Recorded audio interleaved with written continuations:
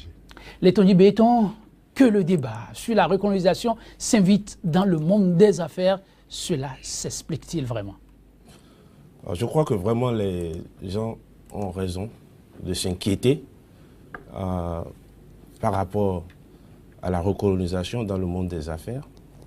Moi, je pense que je ne vais pas utiliser le mot recolonisation, mais on assiste à un semblant de recolonisation, dans la mesure où, si vous prenez historiquement la France, la croissance économique en France a été toujours basée sur l'exploitation des ressources naturelles en Afrique, c'est-à-dire les produits miniers et agricoles, que la France vient chercher en Afrique, les retourne en France et les transforme, vient les revendre aux pays africains.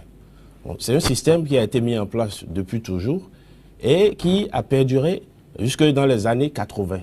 Mais qu'est-ce qui s'est passé? À partir des années 80, il y a eu de nouveaux acteurs sur le marché africain, c'est-à-dire la Chine, qui a connu une percée économique sans précédent sur le territoire africain, avec une augmentation de ses parts de marché qui sont passées de 1990 de 2 milliards à 2013 à peu près 200 milliards de dollars, ce qui fait une augmentation de 2000%.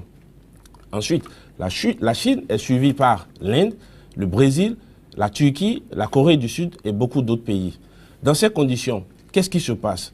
La France se retrouve dans une situation difficile parce qu'aujourd'hui, n'ayant plus le monopole du marché africain, elle le partage avec les Chinois, les pays émergents et autres, qui, malheureusement pour la France, ne sont pas en train de céder du terrain.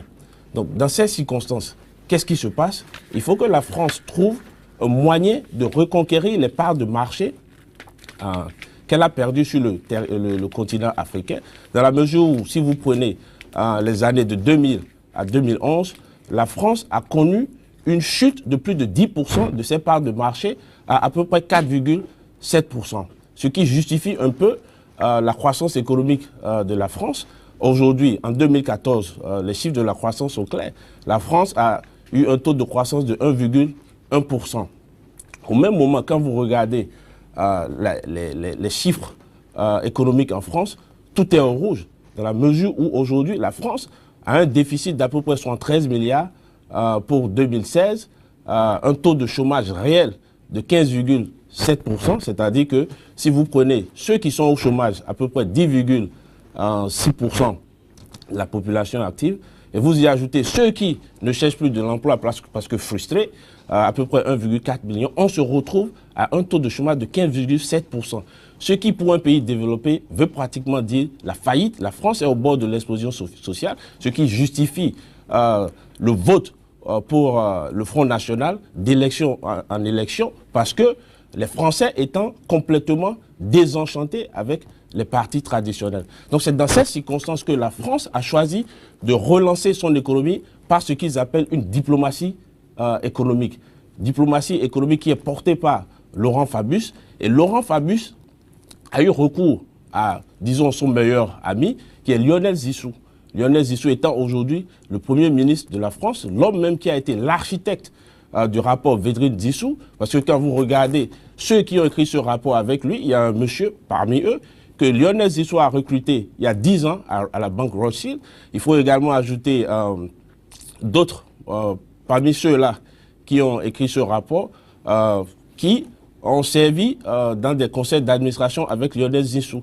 Donc par conséquent, Hubert Védrine étant la caution morale de ce rapport, ayant été ministre des Affaires étrangères, donc je pense que la paternité de ce rapport revient à Lionel Zinsou, qui dans ce rapport a défendu des positions qui font dire aujourd'hui que les gens, qui font dire aux gens que la France est en pleine recolonisation économique de l'Afrique. Dans la mesure où, si vous prenez par exemple la proposition numéro 9 qui dit qu'il faut élargir la zone CFA, élargir la zone CFA, comme je l'ai toujours dit, ce n'est pas ce qu'il faut aujourd'hui pour l'Afrique. Il faut même qu'on pense à comment sortir de la zone CFA. Donc est-ce que Lionel Zinsou, en tant que président de la République, va permettre ce débat sur le CFA, va permettre à ce débat de continuer? Parce que déjà, l'Afrique, les pays de la zone CEDEAO sont en train de penser à avoir leur propre monnaie d'ici 2020. Donc, est-ce que lui, il ne va pas frustrer ce débat autour du CFA? qui nous empêchent d'évoluer, qui nous empêchent d'avoir des infrastructures, parce que notre argent est utilisé par les Occidentaux, surtout par la France, pour construire des centrales électriques et autres. Au même moment, vous prenez la proposition numéro 10, et c'est cette proposition qui doit le plus nous inquiéter, parce que le CFA a toujours été en place, et malgré le fait que la France ait accès à ses réserves bancaires, aujourd'hui est toujours en difficulté. Et donc, il faut maintenant renforcer la présence de la France en Afrique à travers l'augmentation des visites des chefs d'État du président de la France en Afrique et des ministres français en Afrique. Également, dans cette proposition, il a été dit qu'il faut investir les leviers de décision politique et économique en Afrique avec des cadres qui ont été moulus en France, etc. Et donc, quand vous voyez tout ça, et vous voyez les conditions dans lesquelles Lionel Zissou a été nommé Premier ministre, il y a matière à s'inquiéter, dans la mesure où Lionel Zissou, on essaie toujours de nous le présenter comme ayant été la plume de Fabius, c'est-à-dire une relation d'ancien professeur à un ancien élève. Or, la relation entre Fabius et Lionel Zissou dépasse cette relation, dans la mesure où Lionel Zissou a été même présenté comme l'homme des réseaux de Fabius. Vous savez, la relation entre les deux hommes, non seulement une relation professionnelle, entre 1984 et 1986, Lionel Zissou a fait partie des différents cabinets de Fabius. Ensuite, en 1986, Lionel Zissou a créé un club qui s'appelle Solidarité Moderne dans le but exclusif de réunir les gens qui nourrissaient une ambition présidentielle pour Fabius. En 2002, il a été choisi comme l'un des animateurs, sinon l'animateur principal du club Fraternité, qui est le cercle de réflexion de Laurent Fabius. Les deux ont également une amitié qui est allée jusqu'aux affaires, dans la mesure où ils sont actionnaires de la maison de vente aux enchères Piazza, avec un certain nombre d'individus tels que Serge Weinberg, Paul Schweizer, qui est aujourd'hui commissaire du gouvernement aux investissements. Donc, quand vous voyez tout ça, à la proximité de l'homme avec Fabius et l'establishment français, sachant bien que Lionel Zissou même a dit dans les colonnes du journal français L'Express que Fabius et Dominique Strauss-Kahn sont les deux qui ont le réseau le plus puissant de l'univers économique de la gauche. Donc, c'est une situation qui doit nous amener à réfléchir et à penser à où est-ce que nous allons. Aujourd'hui, est-ce que les bruits de bottes, la bourde au niveau du monde des affaires a encore sa raison d'être quand officiellement l'homme même sort et dit oui, c'est vrai, hier on a tenu un certain nombre de propos, mais la recolonisation ne passera pas en Afrique, bien entendu, ne passera pas par le Bénin. Est-ce qu'il ne tait pas? Est-ce qu'il n'apaise pas? Est-ce qu'il ne rassure pas finalement? Et c'est l'homme de la table ronde de Paris pour le Bénin. Ça, il ne faut pas l'oublier. Écoutez, nous allons laisser le révisionnisme aux historiens. Aujourd'hui, nous n'allons pas passer notre temps à revoir ce qui a été les pensées de Lionel Zissou. Lionel Zissou, par le passé, a été clair. Oubliez les pensées de Lionel Zissou, n'est-ce pas, justement, fermer cette fenêtre et voir ce que l'homme peut apporter économiquement. Non, si pendant de nombreuses années, vous avez défendu un certain nombre de positions, notamment comment aider à limiter la rétraction de la puissance économique de la France en Afrique, il y a un document vidéo qui s'appelle La France-Afrique, le temps des entrepreneurs. C'est un document vidéo qui a été réalisé en partenariat, je crois, avec l'Institut Montaigne par Lionel Zissou. J'encourage tout le monde à aller voir cette vidéo sur YouTube. C'est clair, Lionel Zissou a été clair et vous allez sentir dans ses propos qu'il s'inquiète du recul, du reflux des entreprises françaises en Afrique. Il a parlé des banques, etc., qui sont aujourd'hui ayant des capitaux qui proviennent des pays émergents, ce qui n'était pas le cas dans le passé. Il a parlé de Toyota, qui a supplanté Peugeot, ZTE et Huawei qui ont supplanté Alcatel-Lucent. Donc dans ces conditions, il se plaît aussi de la vente des actifs de la France et de l'Europe en Afrique. Mais également dans un autre document vidéo, Lionel Zissou dit qui possède les mines, qui possède les puits de pétrole, qui possède l'immobilier en Afrique. Et il a dit c'est l'Europe et que l'Afrique appartenait à l'Europe, ce qui est vrai.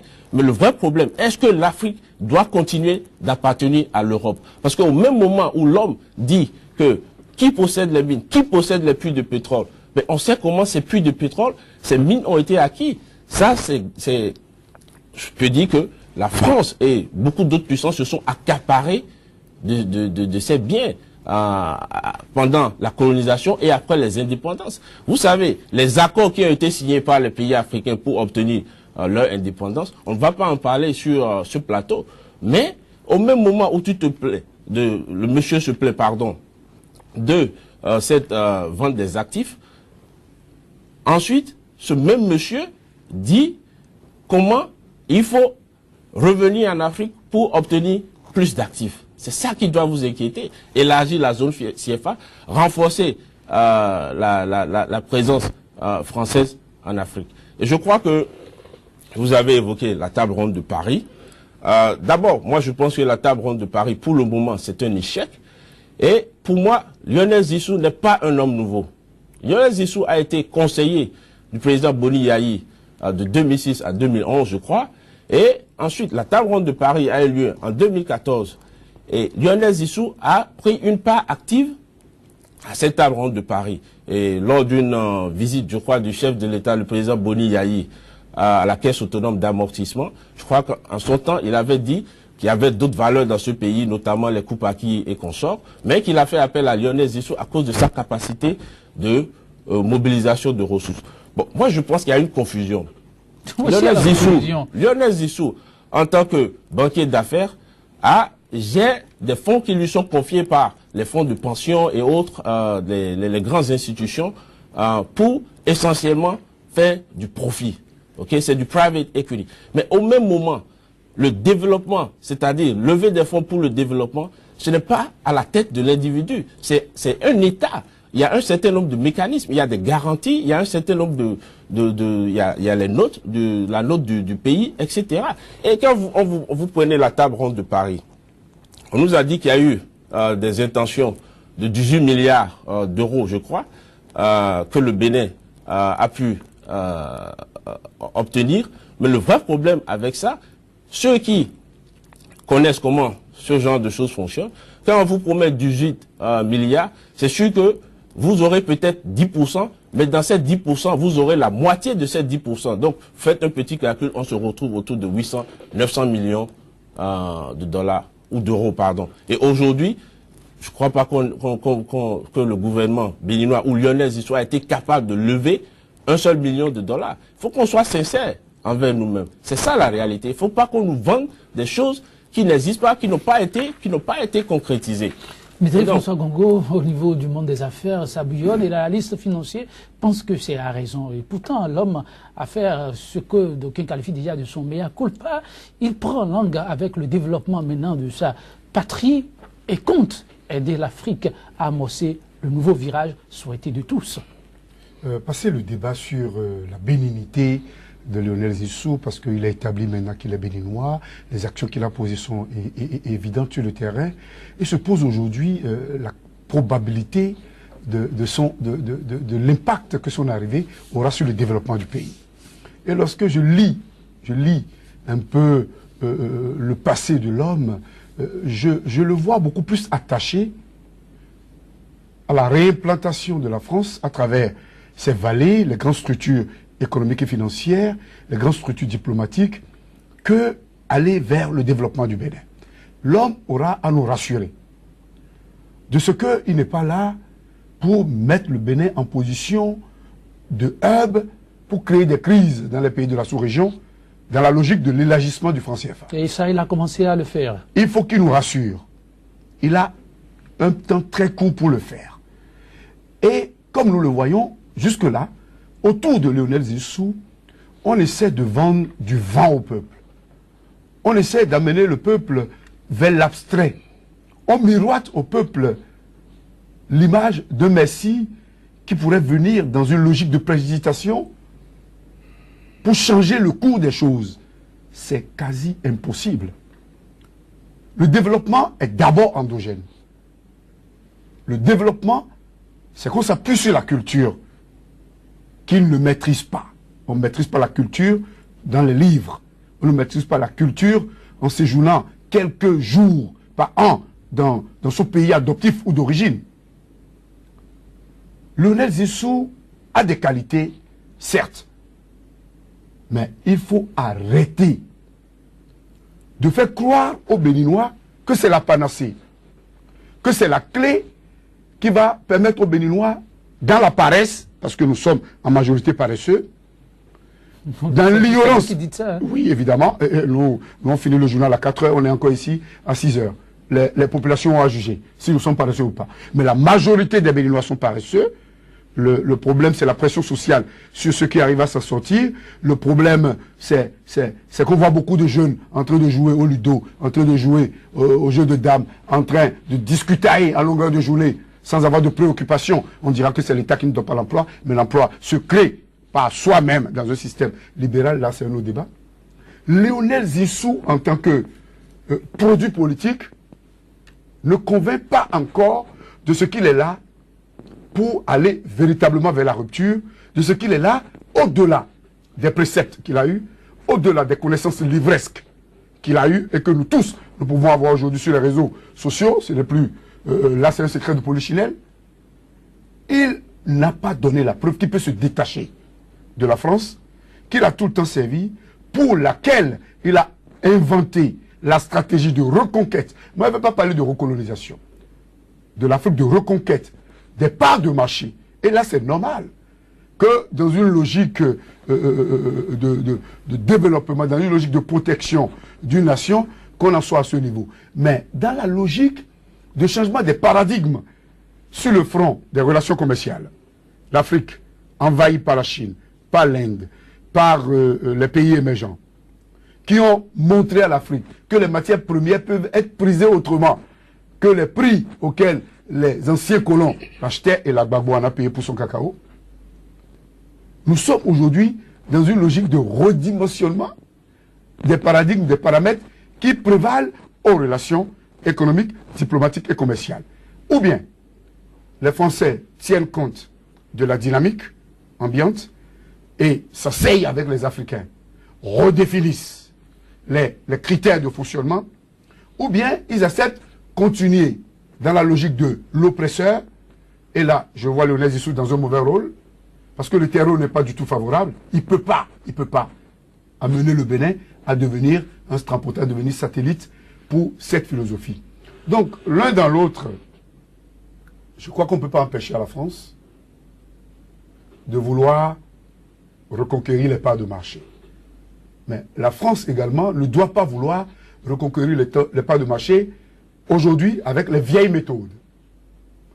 Il faut aller vers la mise sur tapis de toutes les cartes, qu'on considère le Bénin comme la clé pour ouvrir le marché nigérian, le marché des pays de l'interlangue, qu'on donne au Bénin la place qui lui revient et qu'on discute avec les acteurs politiques, les acteurs économiques, les acteurs commerciaux béninois de comment les relations se feront prochainement. Et l'homme a certainement, l'homme a même anticipé un peu dans votre logique la rencontre avec les opérateurs économiques béninois. On ne peut pas la passer sous silence. C'est pour d'aucuns déjà un signal plutôt heureux dans les relations prochaines si les ambitions arrivaient à être concrétisées.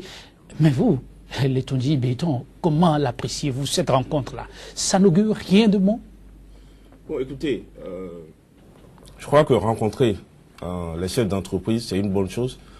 Mais ce qui devrait nous inquiéter le plus, c'est la dernière sortie de l'homme d'affaires nigérien, Aliko Dangote, l'homme le plus riche d'Afrique, qui est un citoyen de notre puissant voisin, le Nigeria, et qui s'inquiète de l'irruption soudaine de Lionel Zinsou sur la scène politique béninoise.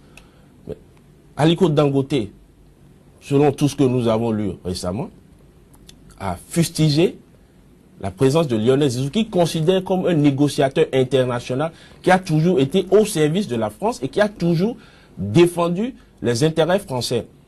Et donc il ne pense pas comment, il ne sait pas comment cet homme aujourd'hui peut changer en un laps de temps. dans la mesure où les intérêts de la France ont toujours été sa priorité.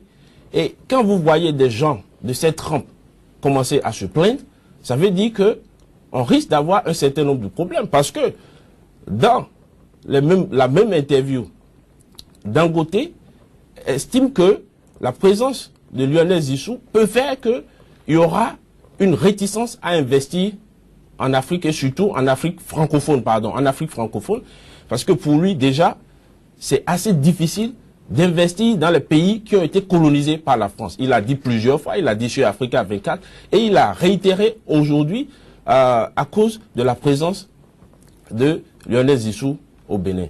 Donc, c'est dans ces conditions qu'il faut qu'on évalue cette présence du Premier ministre qui aujourd'hui est candidat aux élections présidentielles.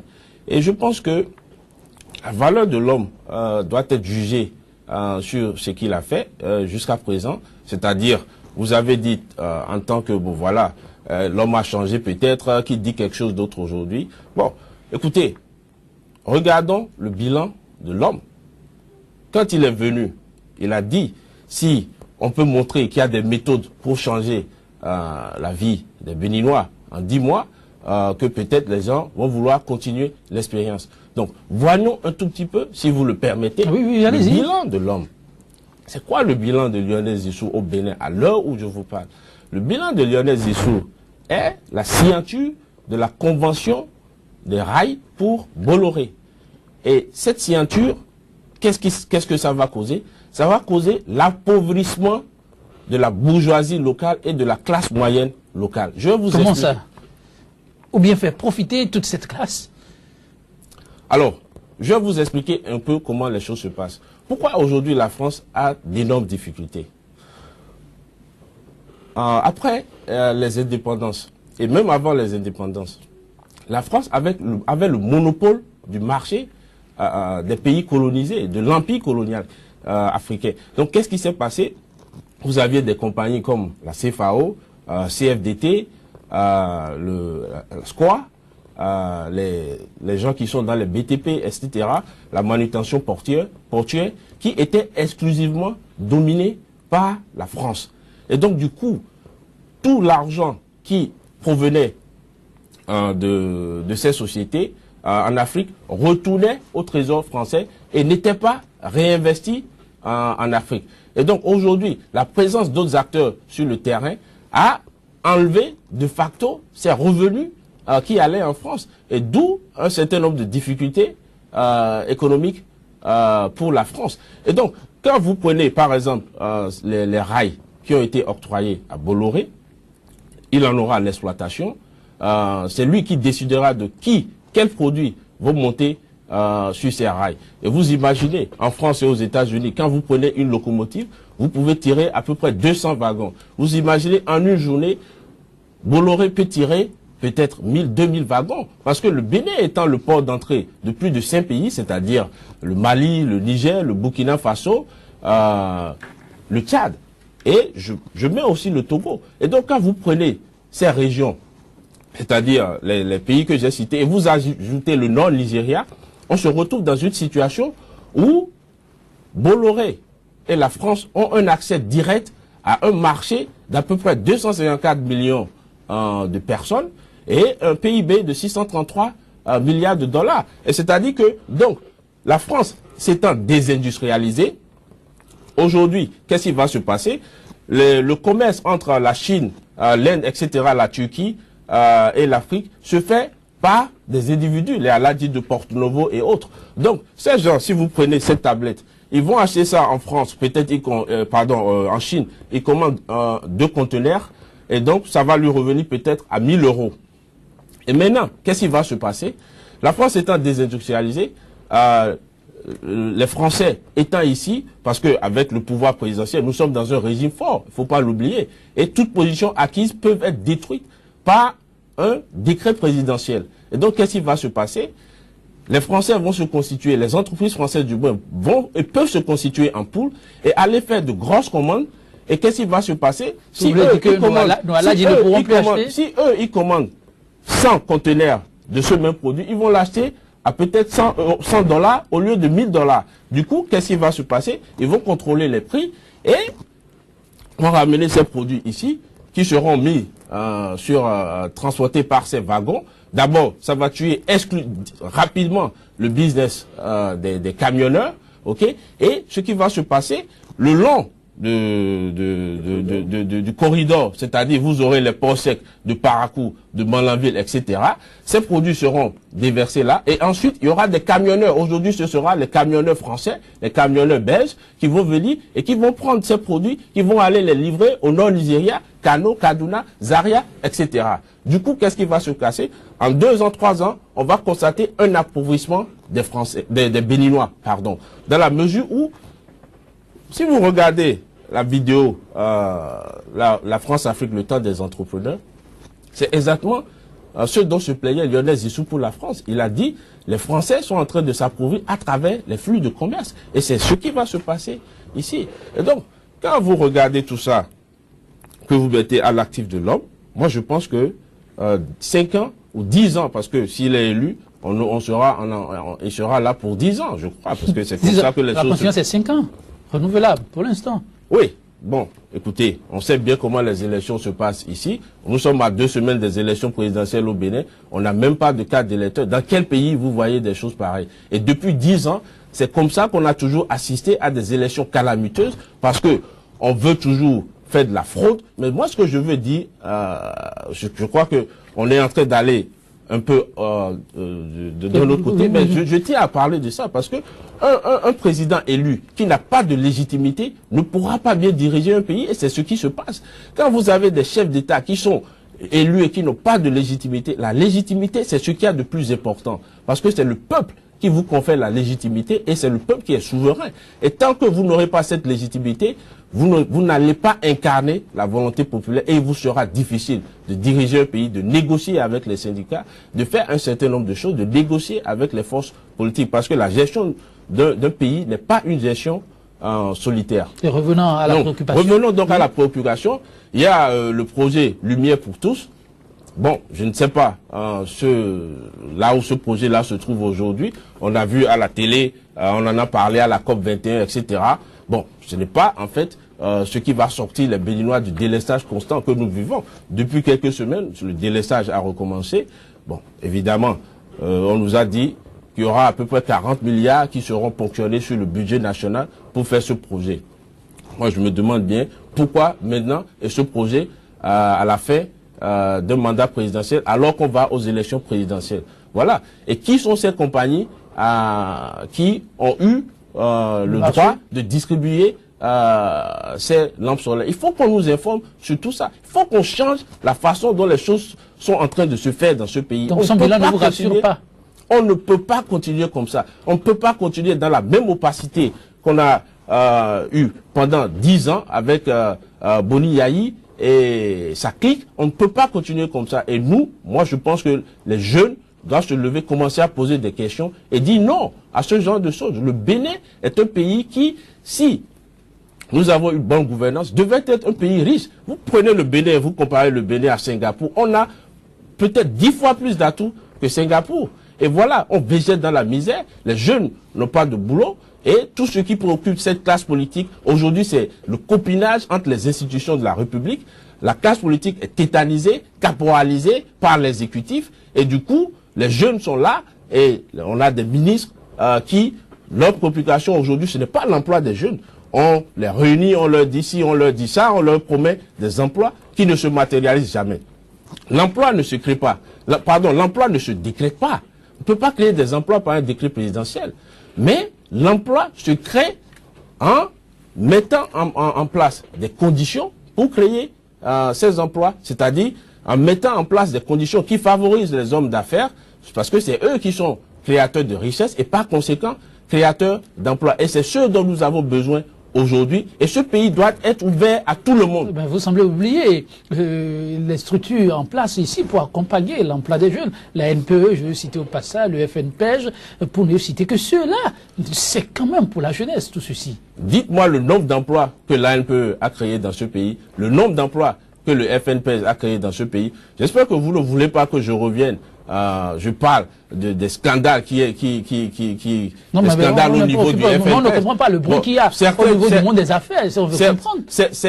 Ces agences dont vous parlez, en fait, moi, je considère qu'il faut qu'on revoie tout ça. Parce qu'on crée des structures qui deviennent des nids, des trous de détournement, de gabégie. Non, attention. Mais François Bongo, je sais que vous avez fait un certain nombre de dossiers dans ce sens-là.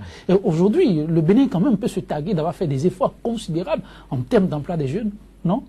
Je crois que c'est à la limite la crétinisation des jeunes.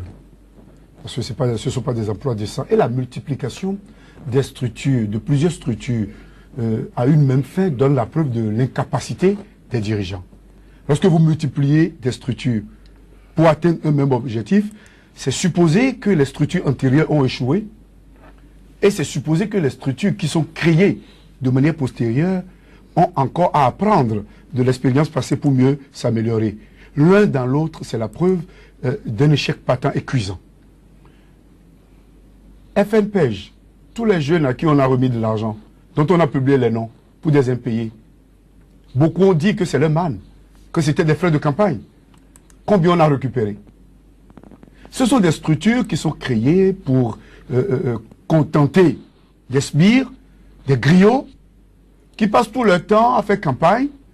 On dit DGTEL. Comment on peut, dans un pays qui se respecte, en période électorale, trouver des directeurs de sociétés assis, vautrés, autour des candidats, laissant le boulot pour lequel ils sont payés.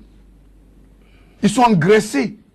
On trouve des reportages, on dit, le directeur général de la Sonapra a mobilisé pour, le ministère a mobilisé pour, et on veut aller vers la rupture, comme ça.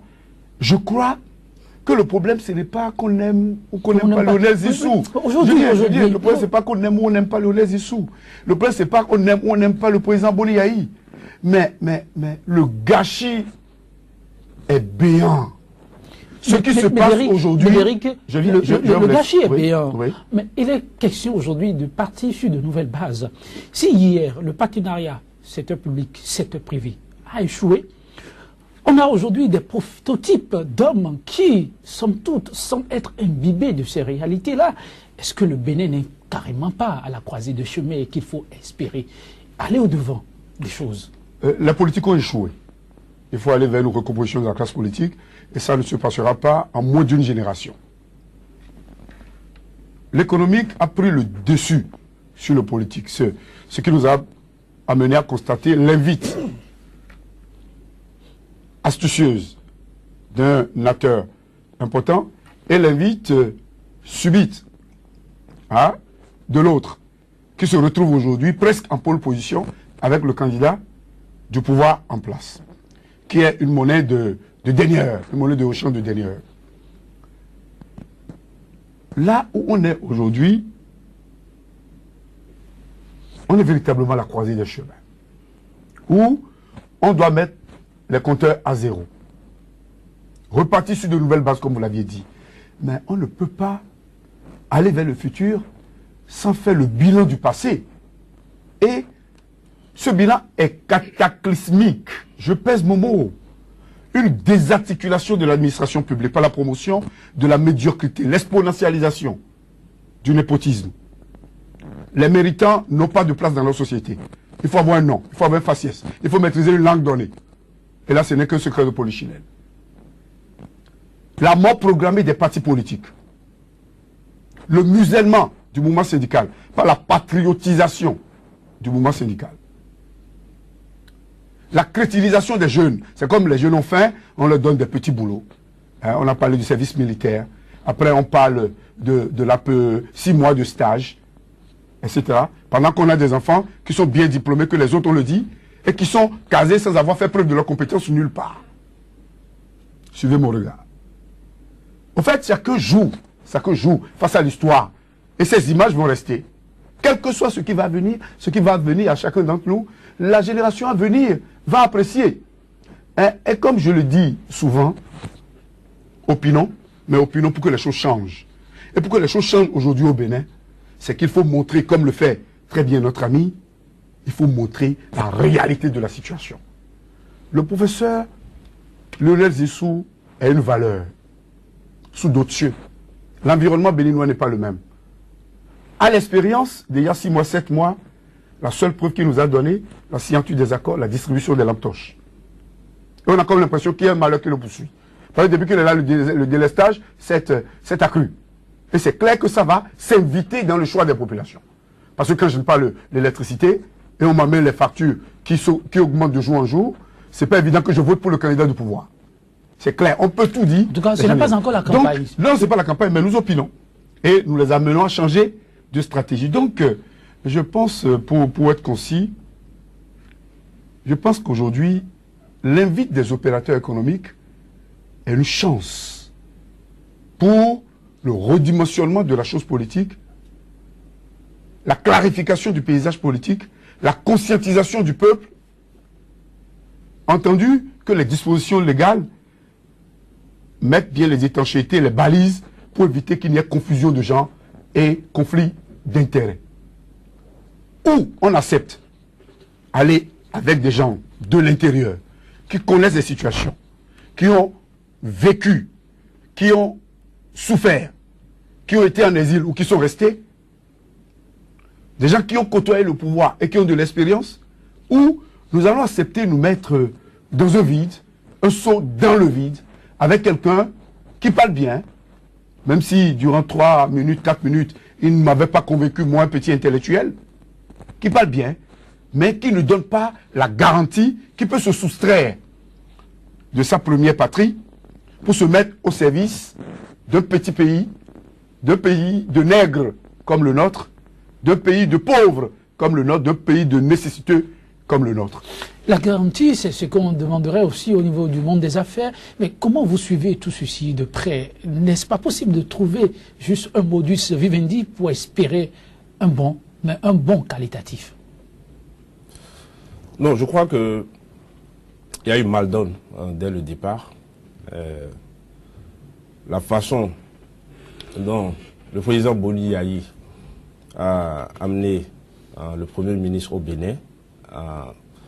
Moi, je ne dis pas que le Premier ministre n'a pas le droit d'être Premier ministre au Bénin. C'est un Béninois et c'est un intellectuel, c'est un banquier d'affaires, c'est un homme d'affaires et il peut apporter beaucoup à ce pays. Mais le problème qui se pose, quelles sont les intentions réelles de l'homme? Une petite analyse, moi, me dit que Lionel Zissou est ici non seulement pour avancer les intérêts de la France, mais peut-être la présence de Lionel Zissou, c'est les intérêts du président Boni Yayi et personne n'en parle. Peut-être c'est un deal, on n'en sait rien. Peut-être que le président Boni Yayi cherche un sauf-conduit après le pouvoir. On sait bien qu'il y a eu beaucoup de choses qui se sont passées dans ce pays. Ce n'est pas à moi de vous le dire, mais moi je veux vous dire ceci. Quel que soit le deal qu'un chef d'État africain fait avec n'importe quelle puissance, ces deals n'ont aucune valeur. Vous voyez aujourd'hui Moubarak en Égypte, vous voyez aujourd'hui Blaise Compaoré aujourd'hui qui n'arrive pas à s'en sortir, qui est obligé d'être sous le coup d'un mandat d'arrêt international. Regardez, qui a servi la France mieux que Blaise Compaoré dans la sous-région. Vous pouvez me le dire? Donc, je ne sais pas. Des conseils que vous donnez? Oui, c'est des conseils que moi je donne au président Boni Yayi. Je crois que c'est quelqu'un qui... Vous lui demandez de lâcher l'homme? C'est quelqu'un qui en 2006 a été porté par le peuple pour venir changer les choses. Mais 10 ans après, on se retrouve dans une situation de désenchantement total. On nous amène quelqu'un, on dit qu'il va poursuivre les œuvres du président Boni Yayi. Ben, voilà ce qui se passe. Lionel Zissou, quelqu'un que j'ai toujours respecté, mais que je découvre que finalement, Yayi Boni, Lionel Zissou, c'est même chose pareille. Dans la mesure où Lionel Zissou, depuis qu'il est là, n'a jamais respecté notre constitution. L'utilisation abusive des biens de l'État pour faire de campagne. Le clergé a dénoncé ça en demandant à Lionel Zissou de démissionner, ce qu'il n'a jamais fait. Moi, je pense qu'il y a un problème éthique. C'est-à-dire que c'est son droit, il n'a pas besoin de démissionner. Mais cependant, en politique, l'éthique compte pour beaucoup. C'est-à-dire c'est quelqu'un qui dit qu'il veut changer les choses, qu'il veut faire les choses autrement, mais son comportement ne va pas dans ce sens. Et aujourd'hui, c'est l'homme qui continue d'être membre d'un certain nombre d'instances en France, malgré le fait que l'article 54 de notre Constitution l'interdit. Et donc, qu'est-ce qui se passe? Personne n'en parle, c'est-à-dire on se retrouve dans une gadoue totale où tout le monde vit cette situation et accepte de continuer dans ce désordre infernal. Non, moi je ne pense pas. Je pense qu'il faut que nous tous, nous Béninois, surtout les jeunes, qu'on fasse un arrêt et qu'on analyse tout ce qui se passe, qu'on n'accepte pas la fatalité, parce que depuis on nous dit voilà, telle chose va se passer. D'abord, nous ne sommes pas encore partis aux élections. Les gens parlent de chaos, etc. et tout ça. Ce n'est pas normal. Vous avez le président du COSLEPI qui vient à la télé, qui gaillardement dit qu'il y aura un chaos. Dans d'autres pays, il aurait été démis de ses fonctions. Lettondi Béton, merci beaucoup. Merci à vous aussi. Médéric François Gongo, mesdames, messieurs, vous l'avez compris, lentement mais sûrement, les rideaux retombent sur ce numéro de votre émission 100% Bénin, et ce sera en compagnie de Charles Baudelaire avec cette citation. Il n'est pas de plaisir plus doux que de surprendre un homme en lui donnant plus qu'il n'espère. Plus qu'il n'espère de grand, de beau, mais surtout d'épanouissement pour sa personne. Mesdames, messieurs, merci à vous de nous avoir suivis. À demain. Demain, un autre jour pour de nouveaux défis. Toujours sur Sika, la chaîne pour vous donner du plaisir. Lettondi Béton, que le débat sur la recolonisation s'invite dans le monde des affaires, cela s'explique-t-il vraiment? Alors, je crois que vraiment les gens ont raison de s'inquiéter par rapport à la recolonisation dans le monde des affaires. Moi, je pense que je ne vais pas utiliser le mot recolonisation, mais on assiste à un semblant de recolonisation, dans la mesure où, si vous prenez historiquement la France, la croissance économique en France a été toujours basée sur l'exploitation des ressources naturelles en Afrique, c'est-à-dire les produits miniers et agricoles, que la France vient chercher en Afrique, les retourne en France et les transforme, vient les revendre aux pays africains. Bon, c'est un système qui a été mis en place depuis toujours et qui a perduré jusque dans les années 80.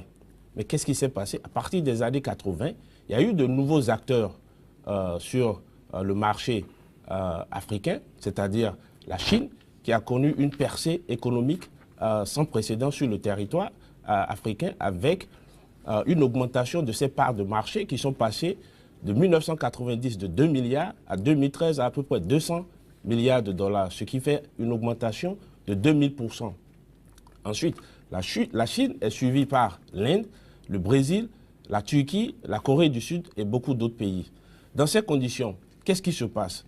La France se retrouve dans une situation difficile parce qu'aujourd'hui, n'ayant plus le monopole du marché africain, elle le partage avec les Chinois, les pays émergents et autres qui, malheureusement pour la France, ne sont pas en train de céder du terrain. Donc, dans ces circonstances, qu'est-ce qui se passe? Il faut que la France trouve un moyen de reconquérir les parts de marché qu'elle a perdues sur le continent africain, dans la mesure où, si vous prenez les années de 2000 à 2011, la France a connu une chute de plus de 10% de ses parts de marché à peu près 4,7%, ce qui justifie un peu la croissance économique de la France. Aujourd'hui, en 2014, les chiffres de la croissance sont clairs. La France a eu un taux de croissance de 1,1%. Au même moment, quand vous regardez les chiffres économiques en France, tout est en rouge, dans la mesure où aujourd'hui, la France a un déficit d'à peu près 73 milliards pour 2016, un taux de chômage réel de 15,7%, c'est-à-dire que si vous prenez ceux qui sont au chômage, à peu près 10,6% de la population active, et vous y ajoutez ceux qui ne cherchent plus de l'emploi parce que frustrés, à peu près 1,4 million, on se retrouve à un taux de chômage de 15,7%. Ce qui, pour un pays développé, veut pratiquement dire la faillite. La France est au bord de l'explosion sociale, ce qui justifie le vote pour le Front National d'élection en élection, parce que les Français étant complètement désenchantés avec les partis traditionnels. Donc c'est dans cette circonstance que la France a choisi de relancer son économie par ce qu'ils appellent une diplomatie économique. Diplomatie économique qui est portée par Laurent Fabius. Et Laurent Fabius a eu recours à, disons, son meilleur ami, qui est Lionel Zinsou. Lionel Zinsou étant aujourd'hui le Premier ministre de la France, l'homme même qui a été l'architecte du rapport Védrine-Zinsou, parce que quand vous regardez ceux qui ont écrit ce rapport avec lui, il y a un monsieur parmi eux que Lionel Zinsou a recruté il y a 10 ans à la banque Rothschild. Il faut également ajouter d'autres parmi ceux-là qui ont écrit ce rapport, qui ont servi dans des conseils d'administration avec Lionel Zinsou. Donc par conséquent, Hubert Védrine étant la caution morale de ce rapport, ayant été ministre des Affaires étrangères, donc je pense que la paternité de ce rapport revient à Lionel Zinsou, qui dans ce rapport a défendu des positions qui font dire aujourd'hui que les gens, qui font dire aux gens que la France est en pleine recolonisation économique de l'Afrique. Dans la mesure où si vous prenez par exemple la proposition numéro 9 qui dit qu'il faut élargir la zone CFA, élargir la zone CFA, comme je l'ai toujours dit, ce n'est pas ce qu'il faut aujourd'hui pour l'Afrique. Il faut même qu'on pense à comment sortir de la zone CFA. Donc, est-ce que Lionel Zinsou, en tant que président de la République, va permettre ce débat sur le CFA, va permettre à ce débat de continuer? Parce que déjà, l'Afrique, les pays de la zone CEDEAO sont en train de penser à avoir leur propre monnaie d'ici 2020. Donc, est-ce que lui, il ne va pas frustrer ce débat autour du CFA qui nous empêche d'évoluer, qui nous empêche d'avoir des infrastructures, parce que notre argent est utilisé par les Occidentaux, surtout par la France, pour construire des centrales électriques et autres. Au même moment, vous prenez la proposition numéro 10, et c'est cette proposition qui doit le plus nous inquiéter, parce que le CFA a toujours été en place, et malgré le fait que la France ait accès à ses réserves bancaires, aujourd'hui est toujours en difficulté. Et donc, il faut maintenant renforcer la présence de la France en Afrique à travers l'augmentation des visites des chefs d'État du président de la France en Afrique et des ministres français en Afrique. Également, dans cette proposition, il a été dit qu'il faut investir les leviers de décision politique et économique en Afrique avec des cadres qui ont été moulus en France, etc. Et donc, quand vous voyez tout ça, et vous voyez les conditions dans lesquelles Lionel Zinsou a été nommé Premier ministre, il y a matière à s'inquiéter, dans la mesure où Lionel Zinsou, on essaie toujours de nous le présenter comme ayant été la plume de Fabius, c'est-à-dire une relation d'ancien professeur à un ancien élève. Or, la relation entre Fabius et Lionel Zinsou dépasse cette relation, dans la mesure où Lionel Zinsou a été même présenté comme l'homme des réseaux de Fabius. Vous savez, la relation entre les deux hommes, non seulement une relation professionnelle, entre 1984 et 1986, Lionel Zinsou a fait partie des différents cabinets de Fabius. Ensuite, en 1986, Lionel Zinsou a créé un club qui s'appelle Solidarité Moderne dans le but exclusif de réunir les gens qui nourrissaient une ambition présidentielle pour Fabius. En 2002, il a été choisi comme l'un des animateurs, sinon l'animateur principal du club Fraternité, qui est le cercle de réflexion de Laurent Fabius. Les deux ont également une amitié qui est allée jusqu'aux affaires, dans la mesure où ils sont actionnaires de la maison de vente aux enchères Piazza, avec un certain nombre d'individus tels que Serge Weinberg, Paul Schweizer, qui est aujourd'hui commissaire du gouvernement aux investissements. Donc, quand vous voyez tout ça, à la proximité de l'homme avec Fabius et l'establishment français, sachant bien que Lionel Zinsou même a dit dans les colonnes du journal français L'Express que Fabius et Dominique Strauss-Kahn sont les deux qui ont le réseau le plus puissant de l'univers économique de la gauche.